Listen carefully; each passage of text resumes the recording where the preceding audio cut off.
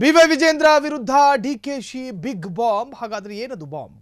ಕೇಸರಿ ಕೋಟೆಯನ್ನೇ ನಡುಗಿಸಿದ ಡಿಕೆ ಶಿವಕುಮಾರ್ ಅವರ ಹೊಸ ಬಾಂಬ್.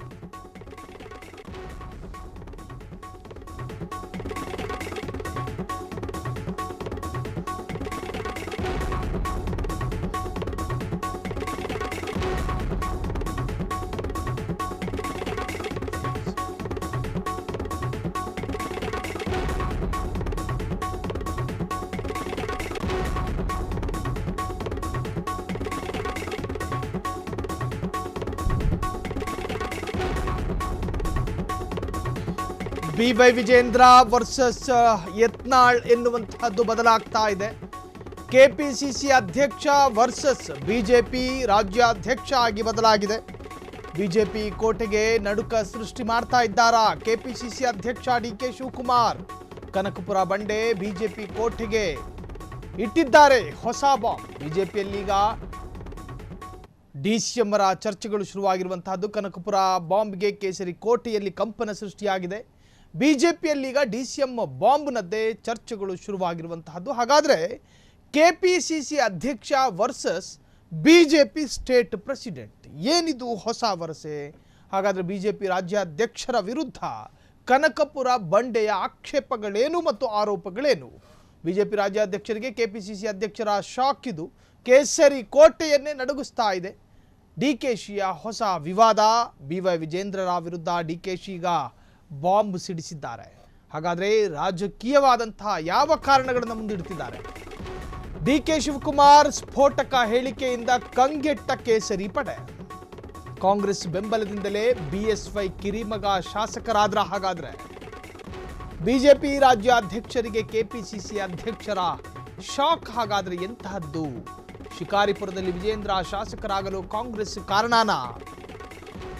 ಕಾಂಗ್ರೆಸ್ ಭಿಕ್ಷೆಯಿಂದಲೇ ವಿಜೇಂದ್ರ ಶಾಸಕರಾಗಿದ್ದಾರೆ. ಘನ ಗಂಭೀರವಾದಂತಹ ಆರೋಪ ಆಗ್ತಾ ಇದ್ದಾರೆ. ಬೆಂಗಳೂರಿನಲ್ಲಿ ಬಿವೈವಿ ವಿರುದ್ಧ ಡಿಕೆಎಸ್ ಸ್ಫೋಟಕ ಹೇಳಿಕೆ. ಯಾವಾಗ ಯತ್ನಾಳ್ ಕಾಂಗ್ರೆಸ್ಸು ಮತ್ತು ವಿಜೇಂದ್ರರ ನೇತೃತ್ವದ ಬಿಜೆಪಿ ಅಡ್ಜಸ್ಟ್ಮೆಂಟ್ ಪಾಲಿಟಿಕ್ಸ್ ಮಾಡ್ತಾ ಇದೆ ಅಂತೇಳಿ ಆರೋಪವನ್ನು ಮಾಡಿದ್ರು ಯತ್ನಾಳ್, ಆಗ ಯಾರೂ ಕೂಡ ನಂಬಿರಲಿಲ್ಲ. ಸಿದ್ದರಾಮಯ್ಯರ ವಿರುದ್ಧ ಮುಡಾ ಹಗರಣ ಕೇಳಿ ಬಂದಾಗ ಖಾರವಾಗಿ ವಿಜೇಂದ್ರ ಪ್ರತಿಕ್ರಿಯೆ ಕೊಡ್ತಾ ಇರಲಿಲ್ಲ. ವಿಜೇಂದ್ರರ ಆರೋಪವನ್ನು ಮುಚ್ಚಿ ಹಾಕುತ್ತೆ ಕಾಂಗ್ರೆಸ್ಸು. ಕಾಂಗ್ರೆಸ್ನ ವಿರುದ್ಧ ಕೇಳಿ ಬಂದ ಆರೋಪದ ಬಗ್ಗೆ ವಿಜೇಂದ್ರ ಖಾರವಾಗಿ ಮಾತನಾಡೋದಿಲ್ಲ. ಇವೆಲ್ಲ ಪ್ರವರ್ತನೆಗಳನ್ನು ಗಮನಿಸ್ತಾ ಇದ್ರೆ ಇದು ಅಡ್ಜಸ್ಟ್ಮೆಂಟ್ ಪಾಲಿಟಿಕ್ಸ್ನ ಸಂಕೇತ ಎನ್ನುವಂತಹ ರೀತಿಯಲ್ಲಿ ಯತ್ನಾಳ್ ಆರೋಪವನ್ನು ಮಾಡಿದ್ರು. ಆಗ ಬಿಜೆಪಿಯವರು ಕೂಡ ನಂಬಿರಲಿಲ್ಲ, ಕಾಂಗ್ರೆಸ್ ಅವರು ಕೂಡ ನಂಬಿರಲಿಲ್ಲ. ಆದರೆ ಕಾಂಗ್ರೆಸ್ನ ಭಿಕ್ಷೆಯಿಂದ BS ಯಡಿಯೂರಪ್ಪರ ಕಿರಿಮಗ ವಿನ್ ಆದ್ರು ಎನ್ನುವಂತಹ ಹೇಳಿಕೆ. ಬಿಜೆಪಿಯಲ್ಲಿ ಈಗ ಡಿಸಿಎಂ ಬಾಂಬ್ನದ್ದೇ ಚರ್ಚೆ. ಯತ್ನಾಳ್ ಬಾಯಿಗೆ ಸ್ವೀಟ್ ಹಾಕಿದಂಗಾಯ್ತು. ಒಂದು ಕಡೆ ಯತ್ನಾಳ್ ಬಿವೈ ವಿಜೇಂದ್ರರ ವಿರುದ್ಧ ಕತ್ತಿ ಮಸೀತಾ ಇದ್ರು. ಏನು ಸಿಗುತ್ತೆ, ಯಾವಾಗ ಸಿಗುತ್ತೆ ಅಂತ ಕಾಯ್ತಾ ಇದ್ದಂತಹ ದಾಹದ ಬಾಯಿಗೆ ಡಿಕೆ ಶಿವಕುಮಾರ್ ಜ್ಯೂಸ್ ಕೊಟ್ಟಂಗಾಯಿತು. ದಾಹದಲ್ಲಿ ಕೂತಿದ್ರು, ಇವ್ರು ಜ್ಯೂಸ್ ಕೊಟ್ಟರು. ಅಡ್ಜಸ್ಟ್ಮೆಂಟ್ ಪಾಲಿಟಿಕ್ಸ್ ಅಂತ ಹೇಳಿ ಮೊದಲು ಆರೋಪ ಮಾಡಿದ್ದು ಬಸನಗೌಡ ಪಾಟೀಲ್ ಯತ್ನಾಳ್. ಆ ಆರೋಪಕ್ಕೆ ಪುಷ್ಟಿ ಕೊಡುವಂತೆ ಈಗ ಡಿಕೆ ಶಿವಕುಮಾರ್ ಹೊಸ ಬಾಂಬ್ ಸಿಡಿಸಿದ್ದಾರೆ. ಕಾಂಗ್ರೆಸ್ ಬೆಂಬಲದಿಂದಲೇ ಬಿಎಸ್ವೈ ಕಿರಿಮಗ ಶಾಸಕರಾದ್ರ. ಶಿಕಾರಿಪುರದ ವಿಧಾನಸಭಾ ಚುನಾವಣೆಯ ಸಂದರ್ಭದಲ್ಲಿ ನಿಂತುಕೊಂಡು ಶಾಸಕರಾದವರು. ಬಿಜೆಪಿ ರಾಜ್ಯಾಧ್ಯಕ್ಷರಿಗೆ ಕೆಪಿಸಿಸಿ ಅಧ್ಯಕ್ಷರ ಶಾಕ್ ಎಂತಹದ್ದು? ಶಿಕಾರಿಪುರದಲ್ಲಿ ವಿಜೇಂದ್ರ ಶಾಸಕರಾಗಲು ಕಾಂಗ್ರೆಸ್ ಕಾರಣ ಅಂತೆ. ಕಾಂಗ್ರೆಸ್ ಭಿಕ್ಷೆಯಿಂದಲೇ ವಿಜೇಂದ್ರ ಶಾಸಕರಾಗಿದ್ದಾರೆ. ಬೆಂಗಳೂರಿನಲ್ಲಿ ಬಿವೈವಿ ವಿರುದ್ಧ ಡಿಕೆ ಸುರೇಶ್, ಡಿಕೆ ಶಿವಕುಮಾರ್ ಸ್ಫೋಟಕ ಹೇಳಿಕೆಯನ್ನ ಕೊಟ್ಟಿರುವಂತಹದ್ದು. ಹಾಗಾದ್ರೆ ಇದರ ಮುಂದುವರಿದ ಭಾಗ, ವಿಜೇಂದ್ರಗೆ ಡಬಲ್ ಡ್ಯಾಮೇಜ್ ಮಾಡುತ್ತಾ ಡಿಕೆ ಹೇಳಿಕೆ. ಒಂದು ಕಡೆ ಹೈಕಮಾಂಡ್ಗೆ ದೂರು, ಯತ್ನಾಳ್ ಬಂಡಾಯದ ಬೆನ್ನಲ್ಲೇ ಡಿಕೆಶಿ ಹೊಸ ಬಾಂಬ್. ಹೈಕಮಾಂಡ್ಗೆ ತೀರ್ಮಾನ ತೆಗೆದುಕೊಳ್ಳೋದಕ್ಕೆ ನೆರವಾಗುತ್ತಾ? ಕಾಂಗ್ರೆಸ್ ಅಭ್ಯರ್ಥಿ ದುರ್ಬಲರಾಗಿದ್ದರಿಂದ ಗೆದ್ರ ಬಿವೈವಿ. ನಾಗರಾಜು ಎಂಬುವರಿಗೆ ನಾವು ಟಿಕೆಟ್ ಕೊಟ್ಟಿರಲಿಲ್ಲ, ಅವರಿಗೆ ಟಿಕೆಟ್ ಕೊಟ್ಟಿದ್ದರೆ ವಿಜೇಂದ್ರ ಗೆಲ್ಲುತ್ತಿರಲಿಲ್ಲ. ಹಾಗಾಗಿ ವಿಜೇಂದ್ರ ಶಾಸಕರಾಗಿದ್ದು ನಮ್ಮ ಭಿಕ್ಷೆಯಿಂದ. ಏನು ಹೇಳಿಕೆ ಇದು? ಸ್ಫೋಟಕ ಹೇಳಿಕೆ ನೀಡಿದ ಡಿಸಿಎಂ ಡಿಕೆ ಶಿವಕುಮಾರ್. ಪ್ರಜಾಪ್ರಭುತ್ವ ವ್ಯವಸ್ಥೆಯಲ್ಲಿ ಈ ರಾಜಕಾರಣಿಗಳು ಮಾಡುವಂತಹ ಅಸಹ್ಯ ಹೇಯ ಕೃತ್ಯ ಇದು. ಪ್ರಜಾತಂತ್ರ ವ್ಯವಸ್ಥೆ ಇರುವಂತಹ ರಾಜ್ಯದಲ್ಲಿ ಡಮ್ಮಿ ಕ್ಯಾಂಡಿಡೇಟ್ ಅನ್ನು ನಿಲ್ಲಿಸಿ ಪಕ್ಷ ದ್ರೋಹವನ್ನು ಮಾಡಿದ್ದಲ್ಲದೆ ಬಹಿರಂಗವಾಗಿ ಹೇಳಿಕೊಳ್ಳುವ ನಿರ್ಲಜ್ಜವಾದಂತಹ ವ್ಯಕ್ತಿತ್ವ ಡಿ ಕೆ ಶಿವಕುಮಾರ್ದು ಅಂತ ಹೇಳಿ ಈಗ ಚರ್ಚೆಗಳು ಶುರುವಾಗ್ತವೆ. ಎಂತಹ ಸೂಕ್ಷ್ಮ ವಿಚಾರ.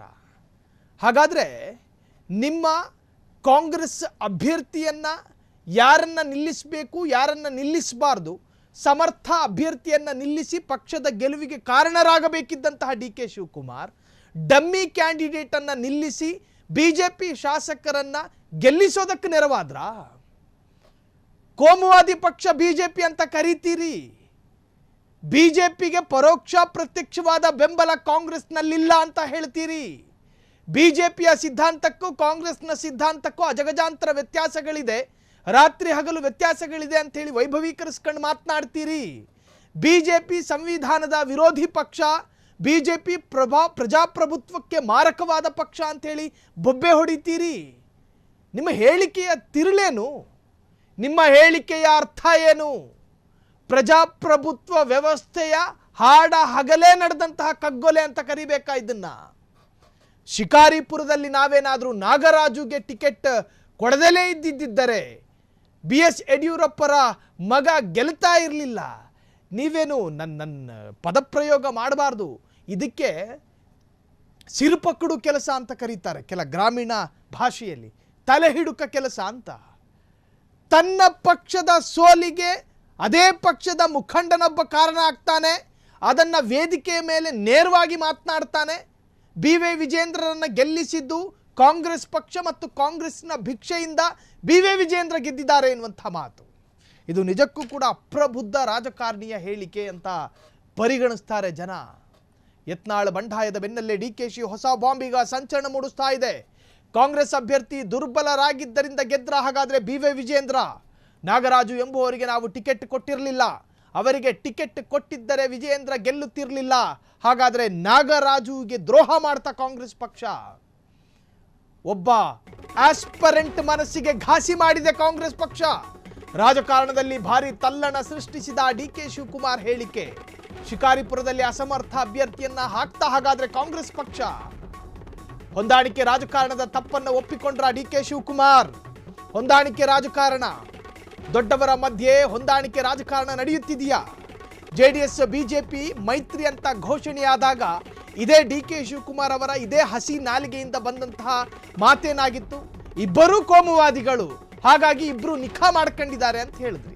ನಿಮಗೆ BJP ಮತ್ತು JDS ಬಗ್ಗೆ ಮಾತನಾಡೋದಕ್ಕೆ ನೈತಿಕತೆ ಇಲ್ಲ DK ಶಿವಕುಮಾರ್. ನಿಮಗೆ BJP ಮತ್ತು JDS ಬಗ್ಗೆ ಮಾತನಾಡೋದಕ್ಕೆ ನೈತಿಕತೆ ಇಲ್ಲ. ಯಾವ ನೈತಿಕತೆ ಇಟ್ಕೊಂಡು ಮಾತನಾಡ್ತೀರಿ ನೀವು? JDS ಮತ್ತು BJPಯ ಸಿದ್ಧಾಂತದ ಬಗ್ಗೆಯೂ ಮಾತನಾಡೋದಕ್ಕೆ ಯೋಗ್ಯತೆಯನ್ನು ಕಳ್ಕೊಂಡ್ರಿ. ಶಿವಮೊಗ್ಗದ ಒಂದು ಕ್ಷೇತ್ರದಲ್ಲಿ BY ವಿಜೇಂದ್ರ ನಿಂತ್ಕೋತಾರೆ. BY ವಿಜೇಂದ್ರರನ್ನ ಪರೋಕ್ಷವಾಗಿ ಗೆಲ್ಲಿಸೋದಕ್ಕೆ ಕಾಂಗ್ರೆಸ್ನಲ್ಲಿ ಸಿದ್ಧತೆಗಳು ನಡೀತಾ ಇತ್ತು.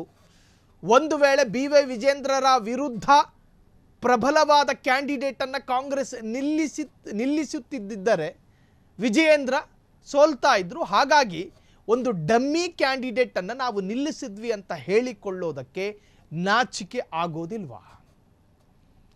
AICC ಅಧ್ಯಕ್ಷರು ಈ ಕೂಡಲೇ ಇದರ ಬಗ್ಗೆ ಕ್ರಮವನ್ನು ತೆಗೆದುಕೊಳ್ಳಬೇಕು. KPCC ಅಧ್ಯಕ್ಷರಾಗಿ, ರಾಜ್ಯದ ಉಪಮುಖ್ಯಮಂತ್ರಿಯಾಗಿ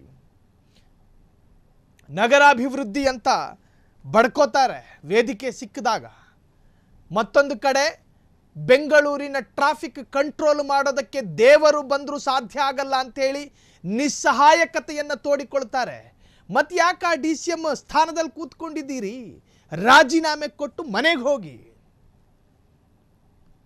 ವೈಜ್ಞಾನಿಕವಾದ ಸೂತ್ರಗಳನ್ನು ಹುಡುಕಿ ಬೆಂಗಳೂರಿನ ಟ್ರಾಫಿಕ್ ಅನ್ನು ಕ್ಲಿಯರ್ ಮಾಡುವಂತಹ ಸಿದ್ಧತೆಯ ಅಥವಾ ಆ ತೀರ್ಮಾನದ ಬಗ್ಗೆ ಯೋಚನೆ ಮಾಡೋದು ಬಿಟ್ಟು, ಸಾಕ್ಷಾತ್ ದೇವರು ಭೂಮಿಗೆ ಇಳಿದು ಬಂದರೂ ಕೂಡ ಬೆಂಗಳೂರಿನ ಟ್ರಾಫಿಕ್ ಕ್ಲಿಯರ್ ಮಾಡೋದಕ್ಕಾಗೋದಿಲ್ಲ, ಕ್ಷಮಿಸಿ ಬಿಡು ಬೆಂಗಳೂರು ಅಂತ ಹೇಳಿ ನಿಸ್ಸಹಾಯಕತನವಾಗಿ ಮಾತನಾಡ್ತಾರೆ.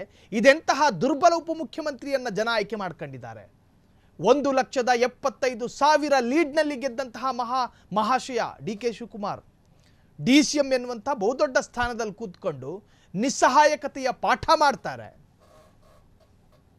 ತನ್ನ ಎದುರಾಳಿ ಪಕ್ಷ ಅಂತ ಕರೆಸಿಕೊಳ್ಳುವಂತಹ BJPಗೆ ಹಿತ್ತಲು ಬಾಗಿಲಿನಿಂದ ಸೇವೆ ಮಾಡಿ ಅಭ್ಯರ್ಥಿಯನ್ನು ಗೆಲ್ಲಿಸಿಕೊಟ್ರಂತೆ. ಅದನ್ನು ಬಹಿರಂಗವಾಗಿ ಹೇಳ್ಕೊಂಡಿದ್ದಾರೆ.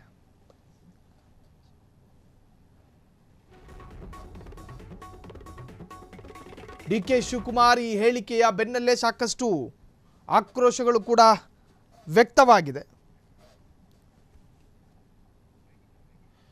ಈಗಾಗಲೇ ಡಿ ಕೆ ಶಿವಕುಮಾರ್ ಅವರ ಈ ಹೇಳಿಕೆಯ ಬಿಜೆಪಿ ಮತ್ತು ಕಾಂಗ್ರೆಸ್ ವಲಯದಲ್ಲಿ ಬಹಳಷ್ಟು ಚರ್ಚೆಗೂ ಕೂಡ ಕಾರಣವಾಗಿದೆ. ವಿಜೇಂದ್ರ ಶಾಸಕರಾಗಿದ್ದು ನಮ್ಮ ಭಿಕ್ಷೆಯಿಂದ ಸ್ಫೋಟಕ ಹೇಳಿಕೆ ನೀಡಿದಂತಹ ಡಿಸಿಎಂ ಡಿ ಕೆ ಶಿವಕುಮಾರ್, ಹಾಗಾದರೆ ರಾಜಕಾರಣದಲ್ಲಿ ಭಾರಿ ತಲ್ಲಣ ಸೃಷ್ಟಿ ಮಾಡಿರತಕ್ಕಂತಹ ಡಿ ಕೆ ಶಿವಕುಮಾರ್ ಅವರ ಹೇಳಿಕೆ, ಶಿಕಾರಿಪುರದಲ್ಲಿ ಅಸಮರ್ಥ ಅಭ್ಯರ್ಥಿಯನ್ನು ಹಾಕಿತ್ತ ಕಾಂಗ್ರೆಸ್, ಇದನ್ನು ಸಿದ್ದರಾಮಯ್ಯನವರು ಗಮನಿಸೋದಿಲ್ವೋ ಅಥವಾ ಈ ಒಂದು ವಿಚಾರ ಸಿದ್ದರಾಮಯ್ಯರ ಗಮನಕ್ಕೆ ಹೋಗ್ತಾ ಇಲ್ವೋ ಗೊತ್ತಿಲ್ಲ. ಈ ತರಹದ ಒಂದು ಡಿಸಿಎಂ ನಮ್ಮ ರಾಜ್ಯದಲ್ಲಿರ್ತಕ್ಕಂತಹದ್ದು ದುರಾದೃಷ್ಟಕರ, ನಿಜಕ್ಕೂ ಕೂಡ ದುರಾದೃಷ್ಟಕರ. ಪ್ರಜಾಪ್ರಭುತ್ವ ವ್ಯವಸ್ಥೆಯನ್ನೇ ಅಲ್ಲೋಲ ಕಲ್ಲೋಲ ಮಾಡುವಂತಹ ಒಂದು ರೀತಿಯ ವಿಕೃತವಾದ ಗುಣಗಳನ್ನು ಹೊಂದಿರತಕ್ಕಂತಹ ಡಿಸಿಎಂ ಅಂತ ಕರೆದರೂ ಕೂಡ ತಪ್ಪಾಗಲ್ಲ.